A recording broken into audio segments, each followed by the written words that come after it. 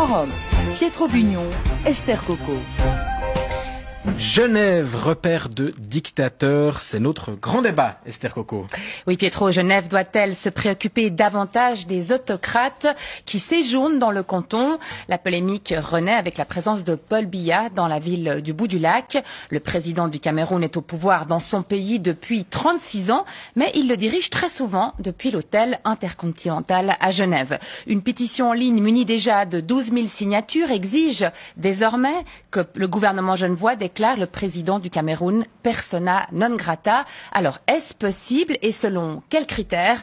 On en débat ce soir avec 4 invités. Sylvain Thévaux, député socialiste au Grand Conseil genevois. Vous êtes à l'origine de cette pétition contre la présence de Paul Biya à Genève, et Laurent Verly, conseiller national PLR vaudois et membre de la commission de politique extérieure. Bonsoir à tous les deux. Bonsoir.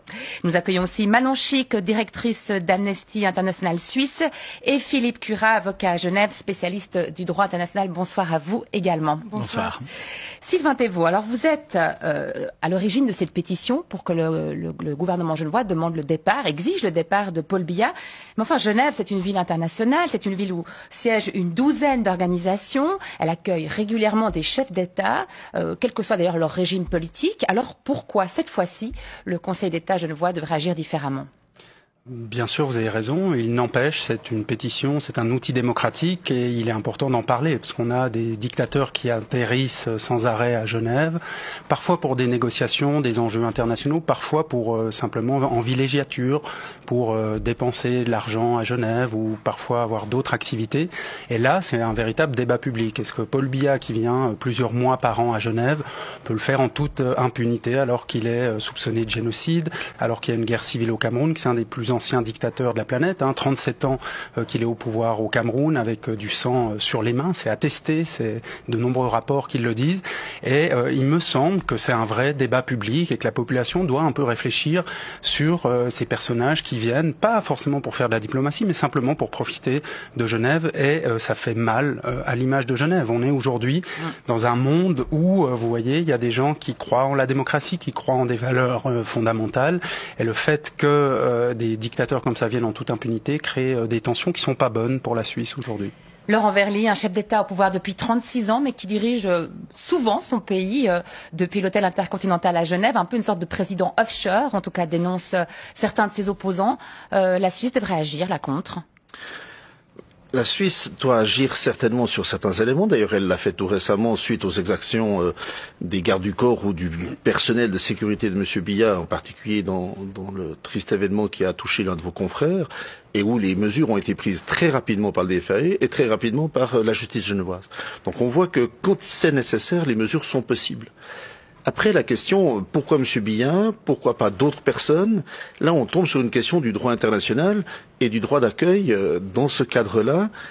Parce que, évidemment, je comprends M. Biya n'est peut-être pas la personne qu'on souhaiterait tous avoir dans son salon pour passer une soirée avec lui. Mais alors, où est-ce qu'on s'arrête? Où est-ce qu'on s'arrête? Pourquoi c'est M. Biya et pas d'autres? Et si c'est M. Biya, alors c'est sans aucun doute tous les autres, surtout si le critère est peut-être ce qu'on pense, nous, de quelqu'un de bien ou de quelqu'un de pas bien. En l'occurrence, au niveau du droit international, M. Biya, alors je n'entre pas dans la politique camerounaise, mais il a été réélu l'année dernière. On peut évidemment certainement se poser des questions, et je m'en pose comme beaucoup d'autres personnes, mais toujours est-il que dans ce cadre-là, il a une reconnaissance internationale, il est chef d'État élu. Et oui, dans ce sens-là, dans une ville internationale comme Genève, qui a non seulement des organisations internationales, mais des ONG en grande quantité, des représentations diplomatiques, d'ailleurs propres à la Genève internationale, la limite, à partir de ce moment-là, alors elle est très large, et il y a beaucoup de gens, pourquoi pas d'ailleurs, même si un président des États-Unis, qu'il soit M. Obama ou qu'il soit M. Trump, qui viendrait à Genève, la peine de mort est toujours active aux États-Unis. Nous n'aimons pas la peine de mort en Suisse, on ne la veut pas. Ça a déjà été confirmé aussi. À ce moment-là, est-ce que ça doit aller jusque-là? Philippe Curat, vous êtes spécialiste en droit international. Est-ce qu'il existe des règles qui permettent à la Suisse de dire tout d'un coup, au niveau du droit, vous n'avez pas le droit de venir chez nous?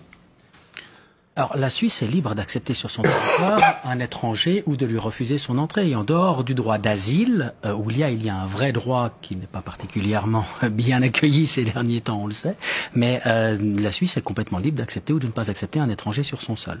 Quand c'est un chef d'État, évidemment que ça prend une dimension politique incontestable. Il est ici en villégiature, en visite privée, il n'est pas du tout là en visite officielle, mais il n'en reste pas moins qu'il est le chef d'État en exercice de son pays, que le droit international public ne se pose pas la question de savoir s'il est légitime ou pas légitime, s'il est élu ou pas élu. C'est un fait de droit international qu'il est le président du Cameroun, et à ce fait-là, on attache un certain nombre de conséquences juridiques, notamment une immunité de juridiction absolue, parce qu'il est le chef d'État en exercice de son pays.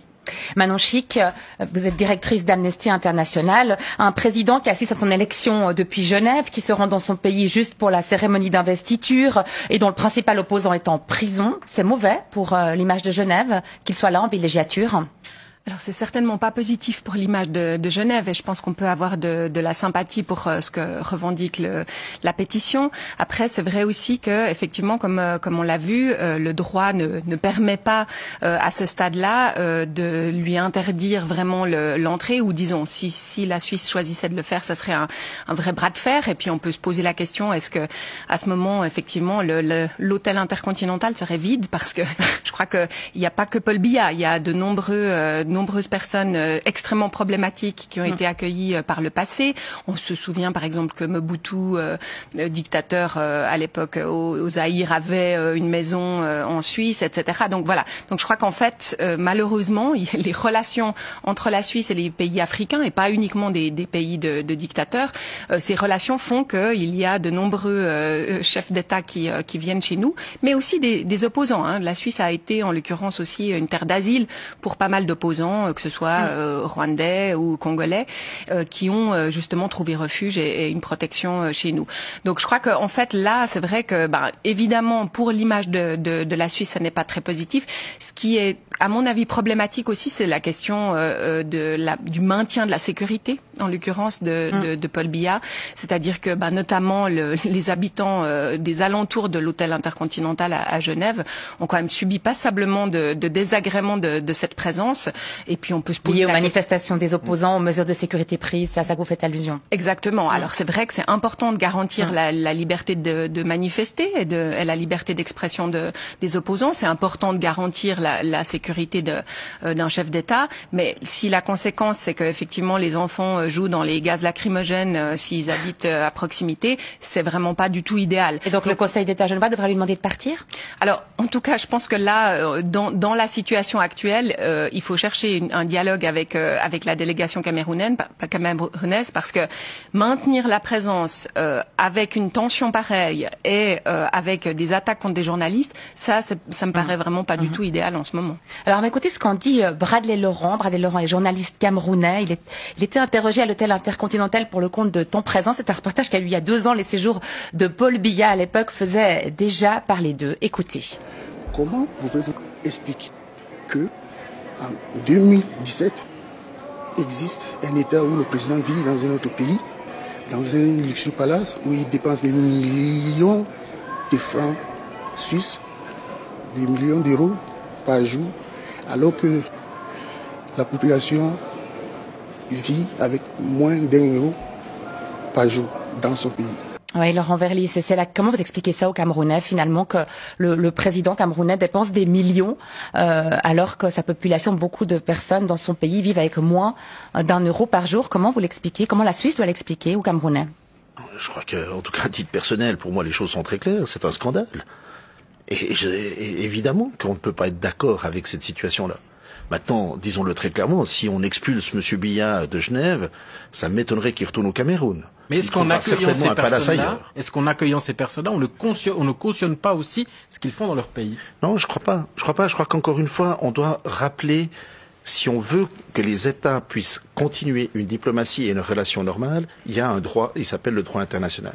Il a été rappelé tout à l'heure, on peut aussi rappeler la Convention de Vienne, qui décrit très directement, et la Suisse est signataire de cette convention, comment on accueille des autorités d'un autre pays, quel est le niveau de sécurité par rapport à ces personnes, etc.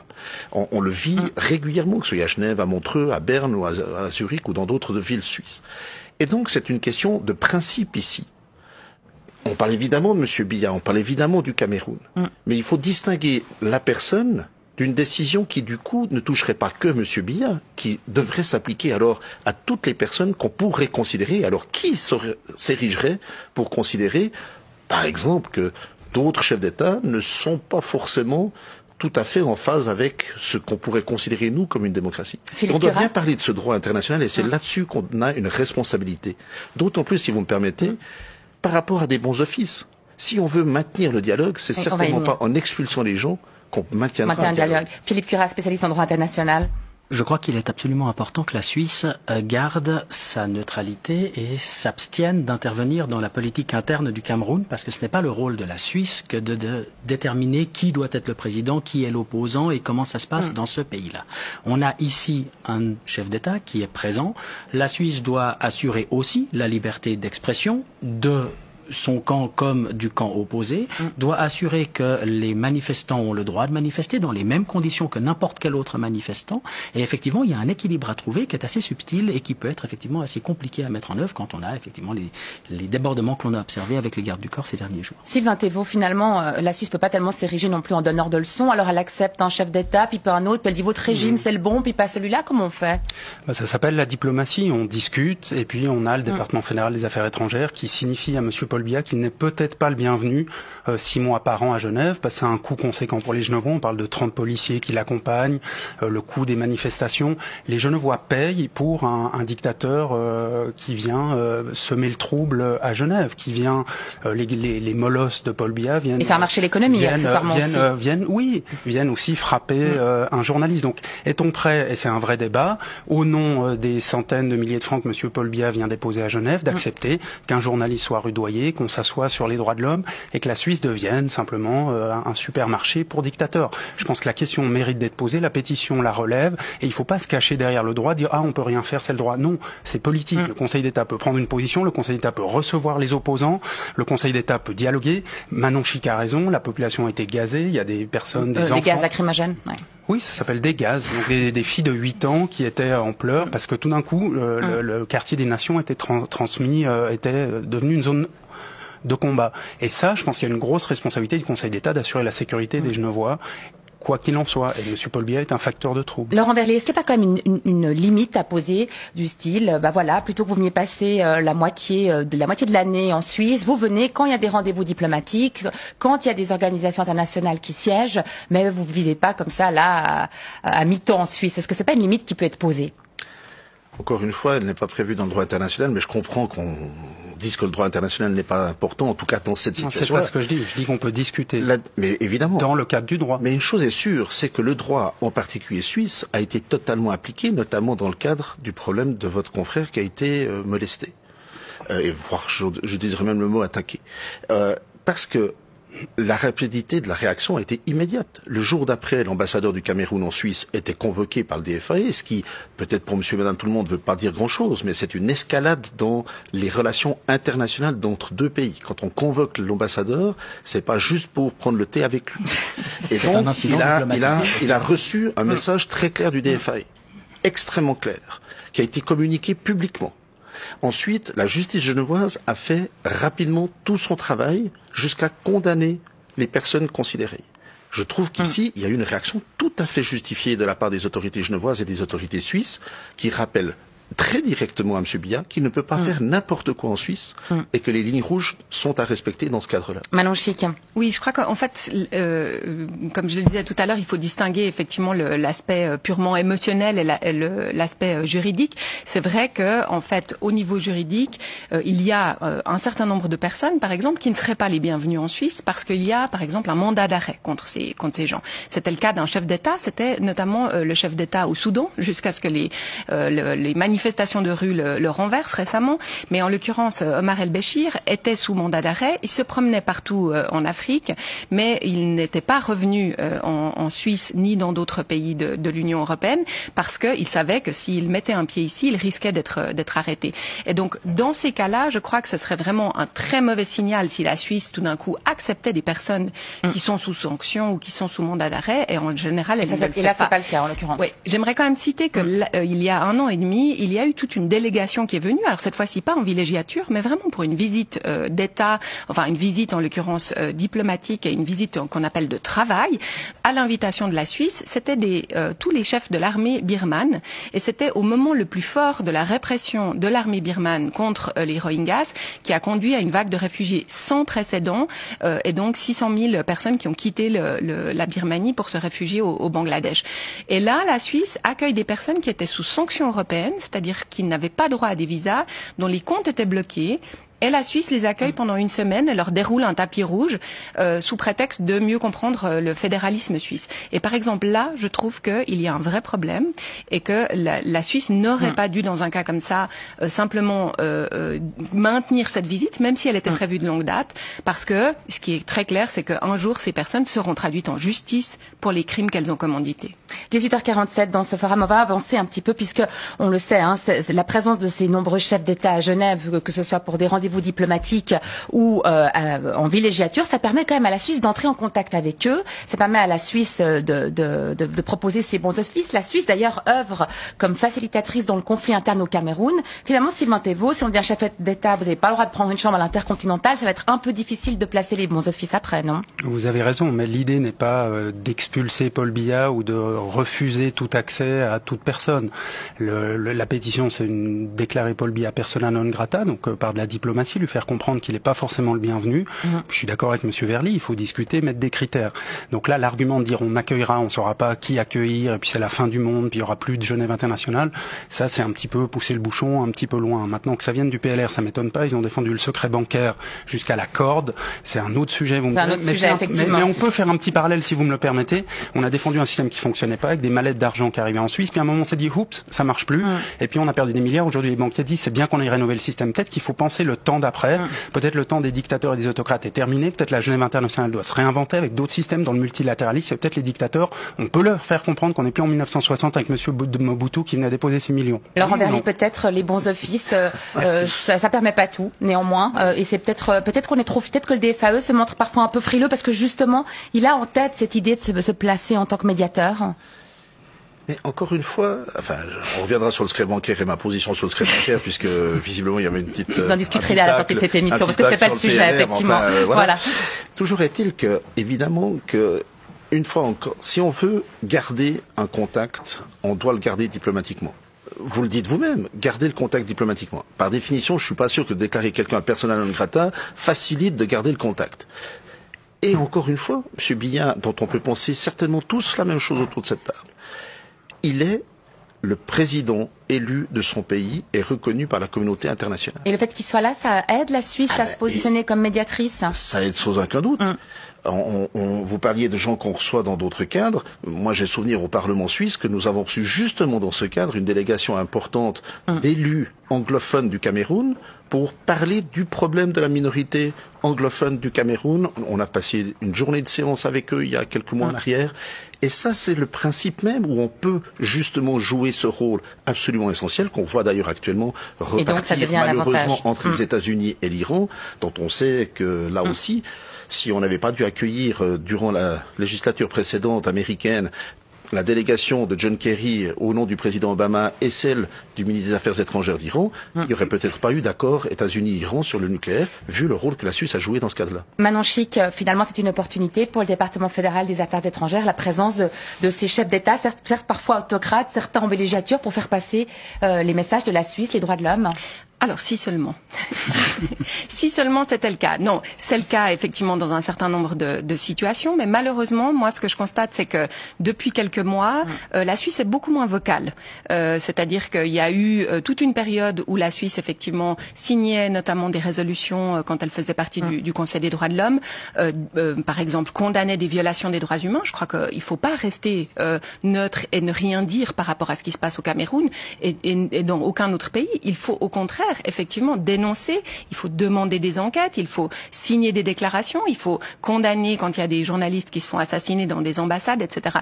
Et là, la Suisse, malheureusement, c'est depuis quelques mois, est beaucoup moins vocale qu'avant, refuse de signer des déclarations, refuse de demander des enquêtes, et tout cela au nom d'un principe de bons offices. Moi, ce que je dis, c'est que la place de Genève, ça n'est pas uniquement des bâtiments, ça n'est pas uniquement recevoir des gens, et ça n'est pas uniquement des hôtels. C'est aussi dire c'est aussi C'est aussi dire haut et fort que les droits humains sont la base de notre système démocratique et que c'est la base pour la paix et la stabilité dans le monde. Philippe Cura, il nous reste 1 minute. J'ai une question à vous poser. Est-ce qu'à votre avis, la sensibilité est en train de changer maintenant par rapport à ces visites de chefs d'État étrangers, parfois autocrates en Suisse? Je pense qu'elle est en train de changer, et ce que Manon Chic disait tout à l'heure par rapport au président Omar al-Bashir, quand il était sous mandat d'arrêt de la Cour pénale internationale, effectivement, lui dire si vous venez, vous serez arrêté, c'est aussi le dissuader de venir, donc ne pas avoir à l'arrêter, et quelque part aussi, dans une certaine mesure, garantir son impunité, puisque d'autres, justement, ne l'arrêteraient pas. Dans la situation camerounaise dont on parle depuis le début de cette émission, je crois qu'il y a une évolution aussi propre au Cameroun, qui vient de la dernière élection présidentielle, de l'arrestation de Maurice Kamto, qui est quand même un juriste extrêmement international. Il y a la question de la zone anglophone aussi qui est sensible. Et puis il y a une certaine intolérance qui s'installe par rapport à ces chefs d'État qui durent beaucoup trop longtemps et qui finalement n'offrent aucune espèce d'alternance politique dans leur pays. Et je crois que le cumul de tout cela fait qu'aujourd'hui on a atteint un seuil d'intolérance pour les Camerounais qui vient s'exprimer à Genève parce que leur président est là et qu'il appartient effectivement à la Suisse de garantir non seulement la sécurité de cet homme qui est là chez nous, mais garantir également le droit de chacun de manifester et l'ordre public dans tout cela. Merci Sylvain Thévaux, député socialiste genevois au Grand Conseil. Et merci à vous Philippe Cura, avocat au barreau, spécialiste du droit international, Laurent Verly, conseiller national PLR Vaudois et Manon Chic, directrice d'Amnesty International, d'avoir débattu de la présence de ces chefs d'État controversés à Genève. Bonne soirée à tous les quatre. Bonne soirée. Merci, bonne soirée.